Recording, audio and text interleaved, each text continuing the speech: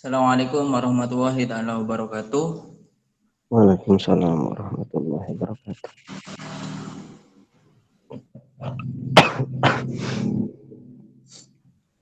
Bismillahirrahmanirrahim. Alhamdulillahirabbil alamin. Wassalatu wassalamu ala asyrofil anbiya'i wal mursalin sayyidina wa maulana Muhammadin.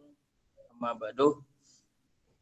Pertama-tama marilah kita panjatkan puji syukur kehadiran Allah Subhanahu wa taala yang telah melimpahkan rahmat, taufik serta inayahnya kepada kita semua sehingga kita semua dapat berkumpul, bermuajahah, bertatap muka dalam keadaan sehat walafiat melalui media sosial ini, melalui Google Meet. Sholawat serta salam tetap kita curah limpahkan kepada junjungan kita Nabi Muhammad SAW. Semoga kelak di hari akhir kita diakui oleh Nabi Muhammad SAW. Yang saya hormati Ustadz Dani selaku pemateri, dan yang saya hormati ketua-ketua UKM, dan yang saya cinta banggakan kepada seluruh anggota UKKI se-Universitas Jember. Saya selaku moderator akan memandu berjalannya diskusi ataupun acara pada malam hari ini. Biar lebih menyingkat waktu, langsung saja saya serahkan kepada Ustadz Dani selaku pemateri. Waktu dan tempat dipersilahkan. Terima kasih. Suara saya jelas? Jelas ya? Kurang jelas masih? Halo, jelas? Jelas Ustaz. Bismillahirrahmanirrahim. Assalamualaikum. Kurang jelas? Halo? Sampun Ustaz. Assalamualaikum warahmatullahi ta'ala wabarakatuh. Waalaikumsalam warahmatullahi wabarakatuh. Wassalamu ala asyrafil anbiya'i wal mursalin wa ala alihi wa ashabihi ajma'in, amma ba'du. Yang saya hormati, yang saya cintai seluruh mahasiswa yang pada malam ini bisa hadir, berkesempatan mengikuti kajian-kajian kontemporer baik dari bidang fikih maupun usul fikih. Alhamdulillah, pada malam ini kita akan membahas kaidah kulliyah, kaidah-kaidah yang bersifat umum. Karena kemarin kita sudah membahas kaidah 5, yaitu kaidah kubro yang menjadi patokan dasar hukum. Kemudian muncul dari kaidah khusus yang 5 tadi itu memunculkan banyak kaidah yang disebut dengan kaidah al-kulliyah, kaidah-kaidah umum. Hal ini sangat penting untuk kita ketahui, terutama bagi seorang yang menuntut ilmu maupun yang sudah bergerak misalnya di bidang hukum misalnya, atau hakim misalnya. Ini sangat diperlukan. Dalam rangka apa? Ini agar kita dalam menentukan sikap, menentukan hukum tidak keliru. Pada kaidah umum yang pertama, yaitu ada kaidah al-ijtihadu la yunqadu bil ijtihad. Ijtihad itu tidak bisa diubah dengan ijtihad yang lain. Contohnya apa? Nah, contohnya ini yang mudah. Saya kasih contoh yang paling mudah. Para ulama, para revolusioner, para tokoh-tokoh penyelenggara kemerdekaan, Bung Karno dan lain-lainnya, dalam rangka menentukan ideologis negara, yaitu menggunakan Pancasila. Sehingga apa? Sehingga ketika ada pendapat-pendapat yang lain, terutama sekarang misalnya ada orang yang, sebagian orang atau sebagian kelompok ingin mendirikan ideologis yang baru, mereka berijtihad, berusaha memikirkan negara ke depannya dengan dalam rangka mengganti ijtihad, hasil ijtihad yang pertama yaitu Pancasila. Contohnya misalnya ingin mengganti ideologis negara dengan ideologis yang baru berupa khilafah misalnya, maka hal ini tidak bisa. Kaidahnya apa? Al-ijtihad la yunqadu bil ijtihad. Ijtihad yang pertama itu tidak bisa digagalkan dengan ijtihad yang kedua. Itu contoh simpelnya. Ijtihad itu apa? Ijtihad itu adalah mencurahkan, memeras segala kekuatan pikiran kita, ya, dari sampai batas maksimal, sampai batas maksimal. Saya sering mengatakan bahwasanya Al-Quran maupun hadis, teks-teks Al-Quran maupun hadis itu tidak bisa berbicara. Yang membunyikan siapa? Yang membunyikan adalah manusia, yaitu para ulama. Oleh karena itu orang yang menjadi mujtahid, orang yang berijtihad tersebut harus benar-benar mencurahkan, memeras segala pikirannya sampai batas maksimal untuk mengeluarkan hukum-hukum dari Al-Quran maupun hadis. Ya. Kalau ijtihadnya itu benar, itu yang disebut dengan ijtihad shawab, yaitu ijtihad yang benar. Dan sebaliknya kalau ijtihadnya keliru, itu yang disebut dengan ijtihad khata'.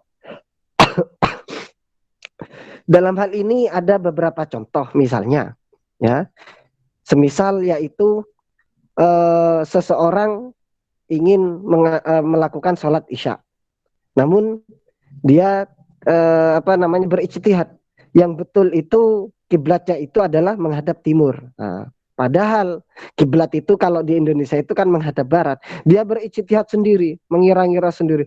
Allah itu maha tahu. Sehingga ketika kita menghadap sholat di mana-mana kan harusnya tidak apa-apa. Sehingga orang tersebut itu menghadap ke timur. Hal yang seperti ini ijtihadnya tertolak, ya. Kenapa? Karena ini sudah hasil ijtihad para ulama.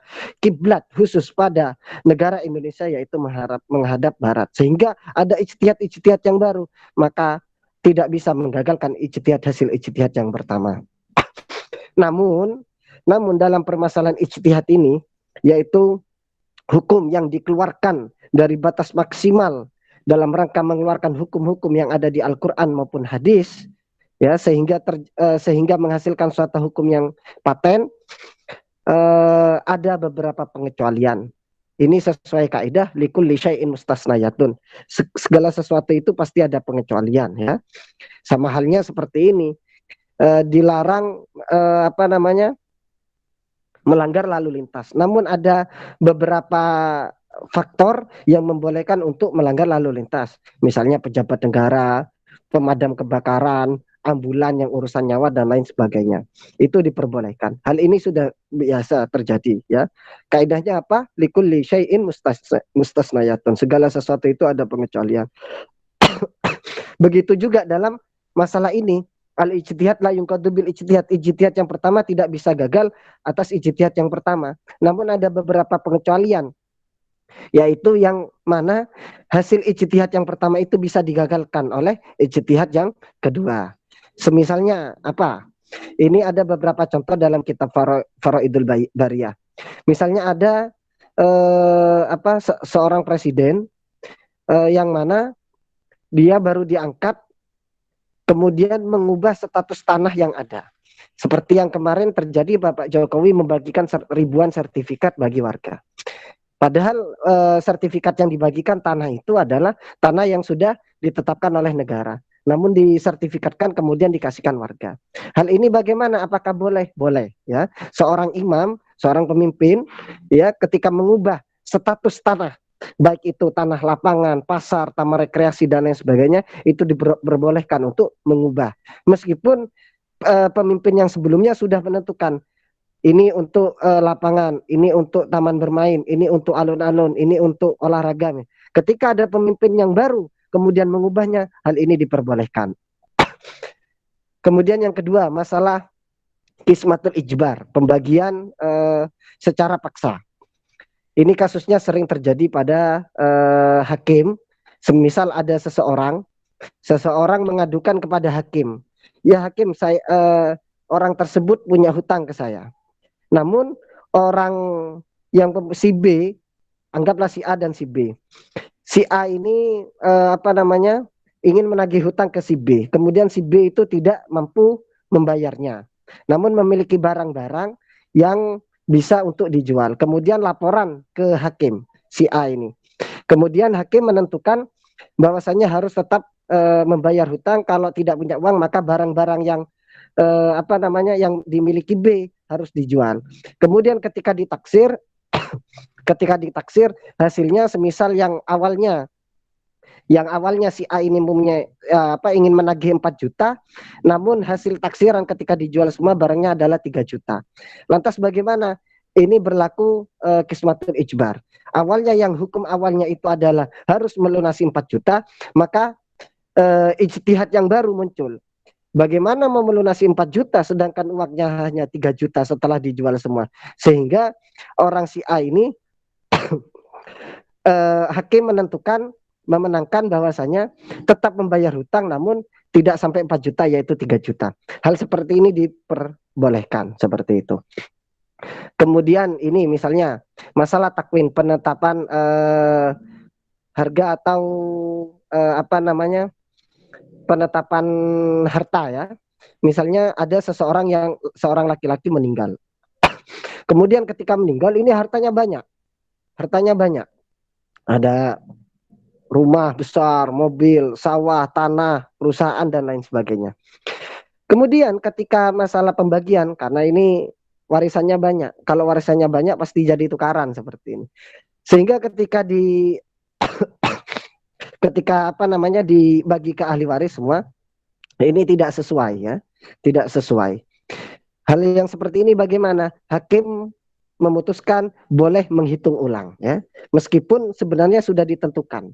Namun karena untuk kemaslahatan, maka hakim di sini harus menentukan menghitung ulang hasil dari warisan tersebut agar tidak terjadi kesalahpahaman dan tidak terjadi permusuhan seperti itu. Kemudian contoh yang terakhir, masalah kharij dan dakhil, yaitu masalah eksternal dan internal. Misalnya ada antara sengketa antara A dan si B, masalah mengenai seekor sapi. Masing-masing itu mengakui bahwasanya milik si A dan si B, sama-sama mengakui.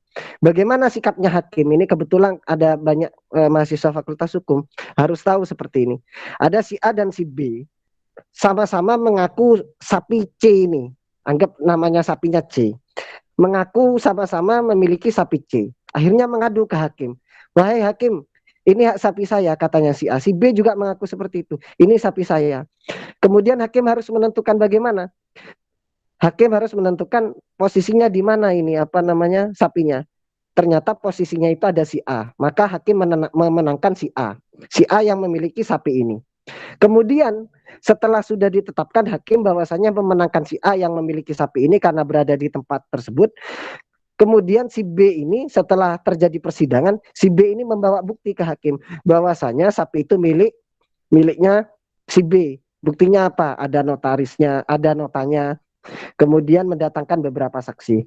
Akhirnya hakim bagaimana? Hakim harus menentukan sikap, yaitu mengambil sikap yang baru bahwasanya sapi ini yang sudah diklaim punya A, hasil ijtihad yang pertama harus dipindah ke B. Hal ini diperbolehkan. Jadi ijtihad yang kedua itu bisa menggagalkan hasil keputusan yang pertama, seperti itu. Lantas bagaimana ketika keputusan-keputusan hakim yang batal ini, apakah memang diperbolehkan? Menurut Imam Subki sendiri itu memang ada beberapa hal yang memang harus dibatalkan suatu keputusan hakim apabila keputusan hakim itu memang harus dibatalkan. Satu, dalam rangka kemaslahatan. Kemudian yang kedua itu apabila menyimpang dari nas-nas yang sore. Semisal menyimpang dari Al-Quran dan Sunnah. Maka hal seperti itu ya harus dibatalkan memang keputusan hakim. Kemudian menyimpang dari keputusan ijma atau keputusan 4 mazhab, yaitu Imam Syafi'i, Hanafi, Hambali dan Maliki. Semisal masalah batalnya, semisal masalah masalah menyentuh masalah urat misalnya. Kemudian si hakim menentukan, aurat ini tidak apa-apa terbuka, seperti itu. Ini tidak bisa. Kenapa? Karena menyalahi hukum yang sudah ada. Itu tidak boleh. Kemudian menyimpang dari kaidah-kaidah yang sudah menjadi kaidah khusus 5 kaidah yang pertama tersebut. Ini tidak boleh seperti itu. Kemudian keputusannya itu tanpa dalil, tanpa bukti, maka tidak diperbolehkan. Makanya sekecil apapun buktinya itu bisa menentukan hukum dan bisa memenangkan antara persengketaan si A dan si B. Seperti tadi, hanya posisi sapinya itu berada di A meskipun tidak ada bukti. Ketika ada pertentangan si A dan si B, ternyata yang dimenangkan adalah si A. Kenapa? Karena di situ ada buktinya. Buktinya apa? Sedikit ternyata. Cuma ada di situ. Posisi sapi ada si A. Sehingga apa? Hakim harus memenangkan si A. Namun ketika si B ini membawa bukti yang lengkap bahwasanya sapi tersebut adalah milik si B, maka hakim harus mengambil sikap yang kedua, yaitu dipindahkan hak kepemilikannya sapi tersebut untuk dimiliki ke B. Kenapa? Karena memiliki bukti-bukti yang kuat. Akhirnya main bukti mana bukti yang paling kuat, seperti itu. Jadi keputusan hakim itu bisa batal kapan saja, seperti itu. Sesuai selama tidak melanggar ya tidak apa-apa. Selama itu menyalahi aturan-aturan yang sudah ditetapkan, maka keputusan hakim itu bisa berubah kapan saja dan di mana saja. Itu mungkin beberapa mukaddimah dari saya mengenai al-ijtihad la yunqadu bil ijtihad, yaitu hasil ijtihad, hasil hukum yang pertama tidak bisa dibatalkan dengan hasil ijtihad atau hasil keputusan yang kedua, seperti itu. Kecuali ada beberapa sebab yang sudah saya jelaskan barusan. Mungkin hanya itu, saya kembalikan ke moderator.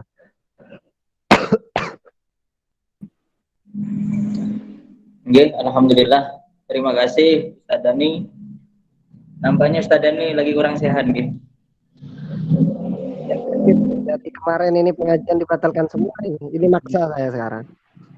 Kita doakan bareng-bareng semoga sakitnya Ustaz Dani segera dipulihkan. Amin, amin.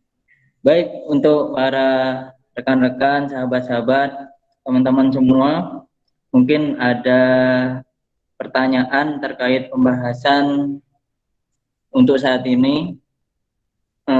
Saya persilahkan buat teman-teman semua.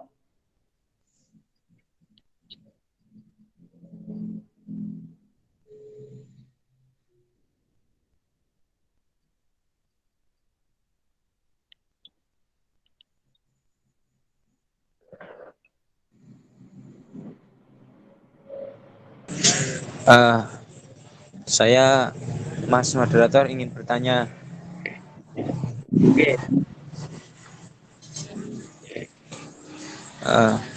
Terima kasih waktunya. Di sini saya ingin bertanya terkait al-ijtihadu la yunqadu bil ijtihad. Ketika misalkan saya ketika sholat itu di rakaat kedua, misalkan sholat asar rakaat kedua itu yakin ini rakaat kedua gitu kan. Ini rakaat kedua. Terus kemudian di rakaat keempat itu saya bimbang lagi. Ini mau apakah 4 beneran gitu? Padahal memang 4 seharusnya, tapi tiba-tiba bimbang gitu. Itu kira-kira yang dipakai ijtihad yang mana ya, Ustadz? Terima kasih. Ya, langsung saja Ustadz Dani mungkin bisa dijawab. Kalau masalah bimbang dalam sholat itu bukan termasuk dalam ijtihad ya. Ini kemarin sudah dibahas sebenarnya di pembahasan kaidah yang umum, al yaqinu la yuzalu bisyak. Keyakinan itu tidak bisa gugur karena keraguan. Ketika ada kasus ini 2 sama 4, ini salat duhur, ini saya sudah 2 apa 4, maka yang dimenangkan yang mana? Yaitu ngambil yang paling yakin, ambil yang paling sedikit, yaitu 2 ya. Ambil yang paling sedikit karena yang diyakini itu yaitu 2, sehingga harus menambah lagi. Ketika terjadinya sebelum masuknya sholat, ini saya sudah sholat apa belum, mana yang diambil? Maka yang diambil adalah yang belum sholat.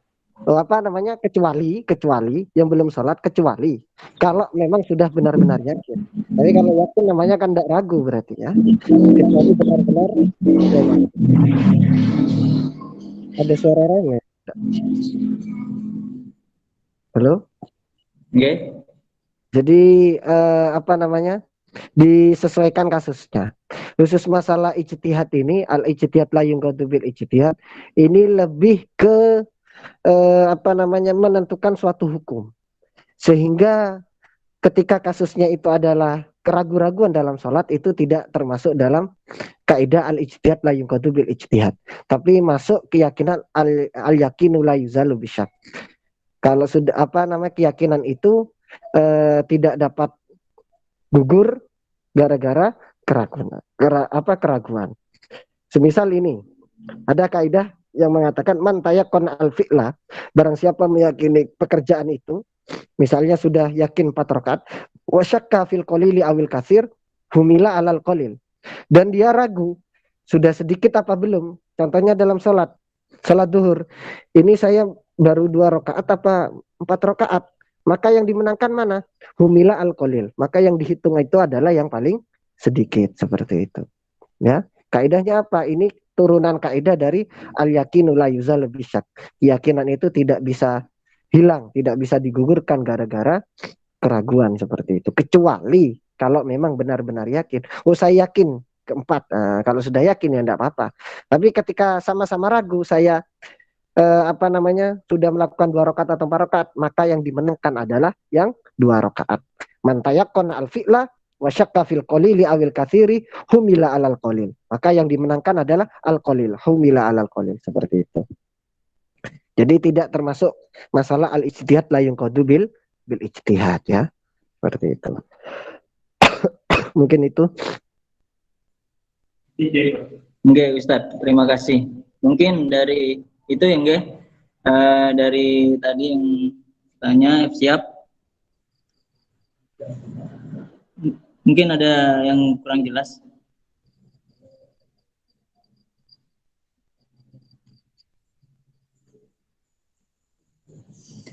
Oke, terima kasih. Mungkin dari teman-teman yang lain ada pertanyaan terkait ijtihad ini.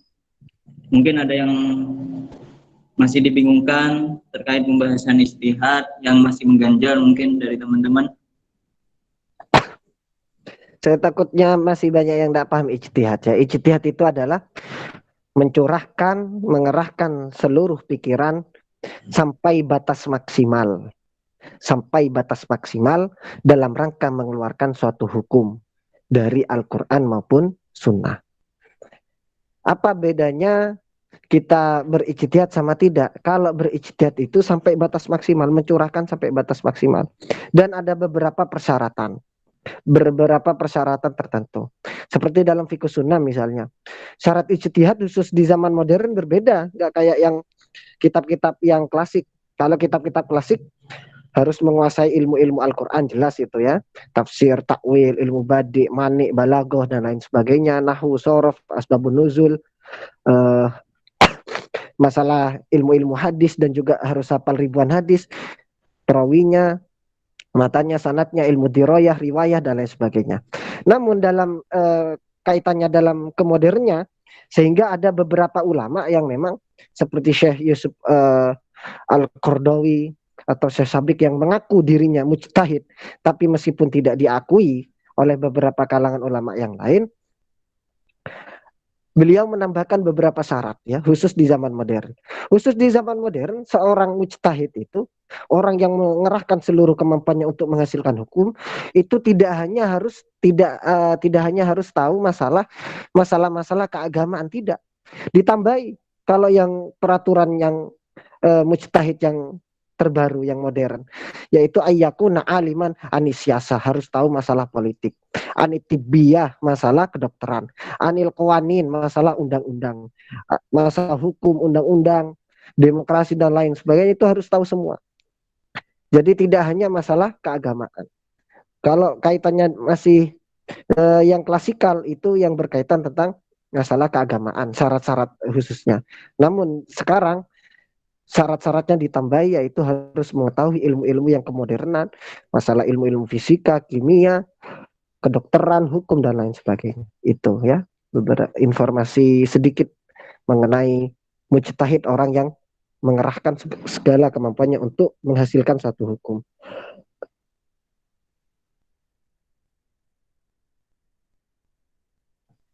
Sepertinya ada yang tanya ini. Ya, monggo teman-teman. Tadi ada yang dibacakan saja. Tadi ada yang di apa itu?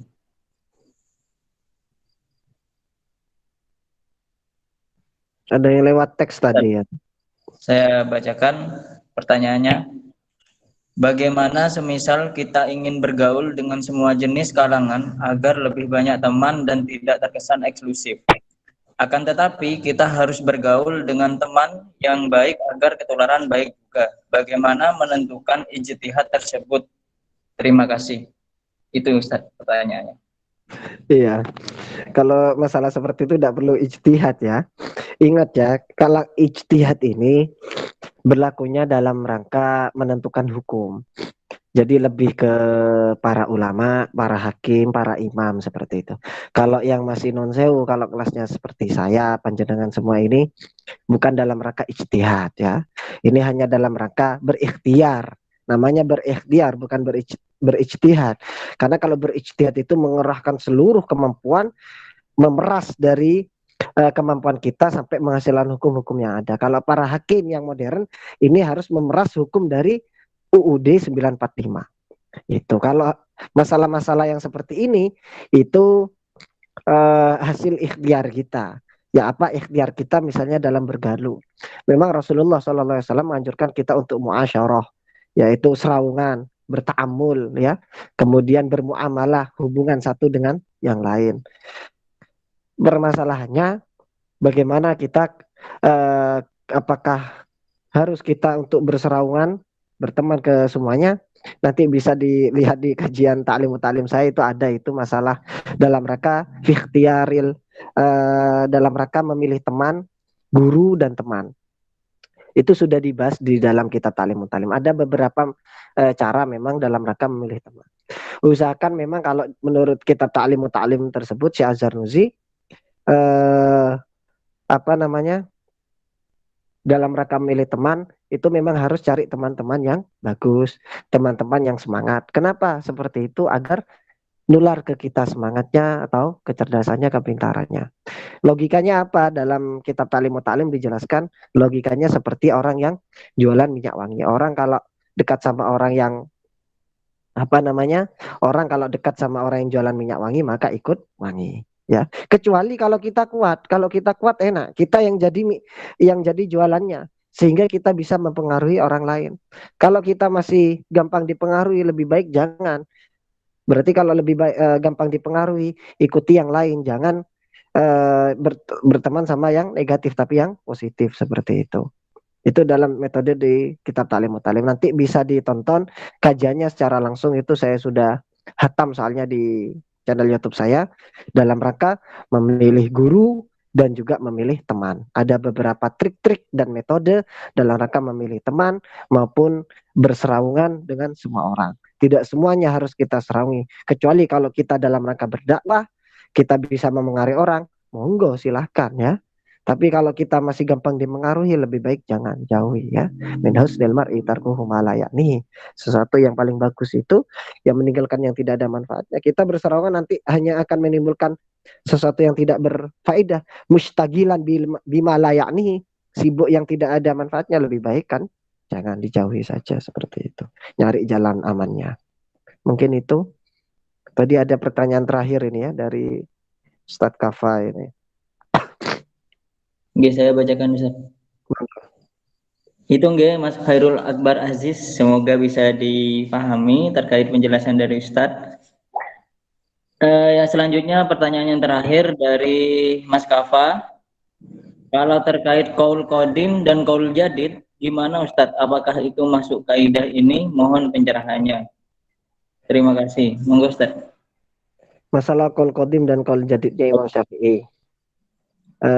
Imam Syafi'i itu ketika di Baghdad sudah berijtihad sehingga menghasilkan hukum, misalnya hukum yang A. Kemudian ketika pindah di Mesir, beliau berijtihad kembali dan menghasilkan hukum yang baru, yaitu ijtihad yang A. Kasus lantas bagaimana? Mana ini yang dimenangkan? Ini tidak ada yang dimenangkan ya. Hasil ijtihadnya tetap tidak bisa digugurkan. hasil ijtihadnya tetap tidak bisa digugurkan. Ada beberapa kasusnya qaul jadid itu yang memang tidak dijadikan tidak dijadikan satu hukum oleh beberapa ulama, cuma ditampilkan. Sebenarnya tidak apa-apa memilih hal tersebut, tidak apa-apa. Ada beberapa 16, kalau tidak salah itu 16 itu di kitabnya Syekh Al-Qaf itu, kitab Taqrirus Sadidah. Ya, ada beberapa kasusnya masalah ijtihad hasil hukum yang sudah ditentukan pada qaul qadim, yaitu qaul yang lama. Hal seperti itu bagaimana? Qaul yang pertamanya Imam Syafi'i, qaul qadimnya Imam Syafi'i itu tidak dapat membatalkan qaul jadidnya Imam Syafi'i yang terbaru itu tidak dapat membatalkan qaul qadimnya Imam Syafi'i yang terakhir, yang jadid ya. Qaulnya itu ada dua. Qaul qadim itu qaul yang lama, qaul jadid adalah hasil ijtihad hukum yang baru. Ketika ada kasus seperti ini, bagaimana kasusnya Imam Syafi'i tersebut? Hal yang seperti ini, hasil qaul yang kedua itu tidak bisa menggagalkan kaidah yang pertama. Hal ini tetap ada qaul jadid, ada qaul qadim. Sehingga apa? Sehingga ketika ditampilkan hukum, biasanya kitab-kitab fikih itu memaparkan keduanya. Menurut qaul qadim itu diperbolehkan, misalnya menurut qaul jadid tidak diperbolehkan. Menurut qaul jadid itu tidak boleh, menurut qaul qadim tidak apa-apa. Karena memang hukum yang dihasilkan ketika berlain tempat itu berbeda. Makanya saya perhatikan itu Syekh Yusuf Qaradawi dalam rangka kitab Fiqhul Islami wa Adilatuha, terus Syekh Sabik Fiqh Sunnahnya misalnya, itu kan yang jadi penelitian itu di Eropa. Sehingga hasil ijtihadnya itu jauh berbeda, tidak seperti yang dihasilkan Imam Syafi'i, Hanafi, Hambali maupun Maliki. Ada beberapa perbedaan sedikit. Kenapa? Ya karena memang lain ladang, lain belalang. Tagoyurul azman, tagoyurul ahkam bi tagoyurul azman wal amkinah. Hukum itu bisa berubah sesuai dengan keadaan waktu dan tempat. Sehingga apa? Qaul qadimnya Imam Syafi'i tidak dapat digugurkan oleh qaul qadimnya qaul jadidnya yang terbaru. Karena memang tempatnya berbeda. Sehingga hukum yang dihasilkan itu berbeda.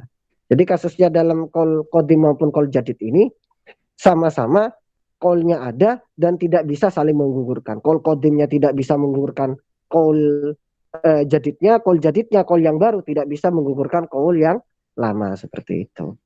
Jadi sama-sama tetap dipakai seperti itu. Cuma memang pendapat-pendapat yang paling kuat ketika ada perbandingan qaul qadim sama qaul jadid, yang dimenangkan banyak para ulama-ulama fikih itu adalah qaul jadidnya, karena yang up to date ya, up to date. Namun tidak bisa menggugurkan. Qaul qadimnya qaul yang lama tetap. Namun sama seperti penelitian itu, orang dulu penelitian hasilnya sekian misalnya. Karena memang kekurangan teknologi dan kekurangan media dan lain sebagainya. Namun sekarang kan lebih bagus. Tapi apakah hasil penelitian orang-orang yang terdahulu itu lebih buruk dari kita? Kan tidak. Hasil penelitian terdahulu kalau di kajian penelitian skripsi, tesis maupun disertasi, ini tetap dipakai kajian terdahulu. Meskipun hasil yang penelitian kita yang mutakhir, yang terbaru itu lebih baik ya. Lebih baik, namun belum tentu lebih bagus. Lebih bagus juga belum tentu lebih baik. Bisa saja yang penelitian terdahulu ini yang lebih bagus dan lebih baik, seperti itu. Jadi tetap ini penelitian terdahulu tidak bisa menggugurkan yang terbaru juga tidak bisa menggugurkan yang terlama, seperti itu. Sesuai kaidah al-ijtihadu la yunqadu bil ijtihad, seperti itu. Jelas ya? Jelas sekali Ustadz. Oke, terima kasih kepada Ustadz Dani. Tadi merupakan pertanyaan terakhir. Kita sudah sampai di penghujung acara. Mungkin sedikit closing statement dari Ustadz Dani terkait ijtihad. Ijtihad yaitu mencurahkan atau memeras seluruh kekuatan pikiran dalam rangka menghasilkan suatu hukum dari Al-Quran maupun As-Sunnah, ya, baik yang bersifat tekstual maupun kontekstual, sehingga menghasilkan hukum-hukum terbaiknya. Namun dalam kaitan kaidah al-ijtihad la yunqadu bil ijtihad, ijtihad hasil hukum yang sudah dikeluarkan, yang pertama tidak bisa digugurkan dengan hasil ijtihad yang kedua, kecuali ada beberapa masalah tertentu yang sudah seperti saya jelaskan tadi, yaitu masalah kepemimpinan dalam penentuan tanah misalnya, kemudian masalah kismatul ijbar, pembagian hutang secara paksaan, kemudian masalah takwim penetapan harta, kemudian masalah kharij ad-dakhil seperti masalah sengketa dan juga yang lainnya. Dan yang perlu jadi catatan penting, memang keputusan hakim yang sudah ditentukan itu bisa batal kapan saja, ya, sesuai menurut Imam Subeki, selama itu tidak menyimpang dari nas, selama itu ada unsur kemaslahatan, tidak ada kemafsadatan atau darurat maupun yang lainnya, masih berpegangan pada dalil Al-Quran dan Sunnah, maka hal itu diperbolehkan. Namun ketika keluar dari itu, sudah bertentangan dari Al-Quran dan yaitu keluar dari nas, keluar dari Al-Quran maupun Sunnah, keluar dari keputusan dari imam para mazhab, kemudian tanpa berdasarkan dalil maupun bukti yang lain, maka keputusan hakim itu bisa berubah. Hasil ijtihad yang sudah, keputusan yang sudah ditentukan pertama bisa gagal atas ijtihad yang baru. Oleh karena itu, mari kita hati-hati dalam menentukan satu hukum. Alangkah baiknya ketika kita tidak tahu itu bertanya. Itu jalan amannya, ya, daripada nanti kena mafsadahnya. Ya, daripada nanti kena hasil imbasnya, lebih baik kita tangguhkan ke para ulama, karena memang hal-hal yang seperti ini yang saya sampaikan ini bukan dari hasil murni pikiran saya, tapi yaitu hasil dari hasil ungkapan-ungkapan yang sudah ditentukan oleh ulama. Yang jadi saya referensi itu adalah kitab Faraidul Bahiyah. Mungkin hanya itu. Yang penting ijtihad yang pertama itu tidak bisa gugur karena ijtihad yang kedua. Contoh simpelnya yaitu masalah Pancasila, ideologis negara yang sudah berideologikan Pancasila tidak bisa digugat, ya, sampai kapanpun, meskipun ada ideologis yang terbaru, termutakhir, khilafah atau modern dan lain sebagainya, itu tidak bisa digugurkan. Pancasila tetap yang utama dan NKRI harga mati.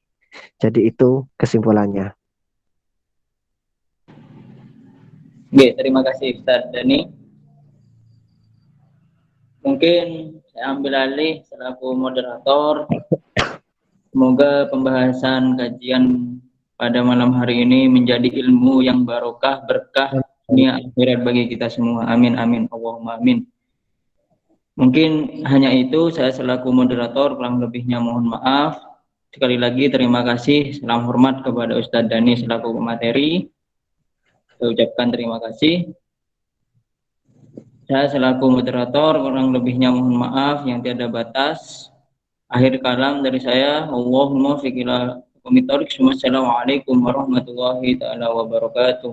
Waalaikumsalam warahmatullahi wabarakatuh.